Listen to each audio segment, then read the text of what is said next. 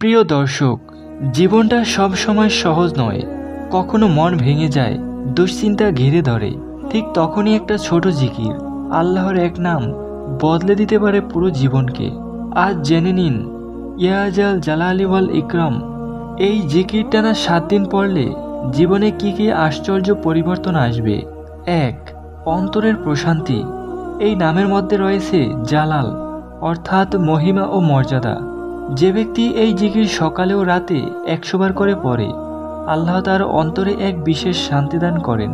চিন্তা, ভয়, মানসিক অস্থিরতা সব ধীরে ধীরে দূর হয়ে যায়।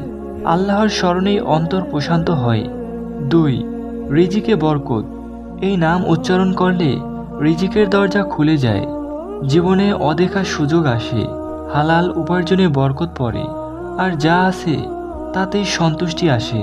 সেটাই প্রকৃত সমৃদ্ধি। 3. সম্পর্কে মিষ্টতা। এই জিকির মানুষকে বিনয়ী করে তোলে। স্বামী, স্ত্রী, পরিবার বা বন্ধু সবার সাথে আচরণে নেমে আসে ভালোবাসা ও নরম ভাব। রাসূল সাল্লাল্লাহু আলাইহি সাল্লাম বলেছেন, যে আল্লাহর জন্য ভালোবাসে, আল্লাহ তাকে ভালোবাসেন। 4. আত্মিক উন্নতি ও দোয়া কবুল।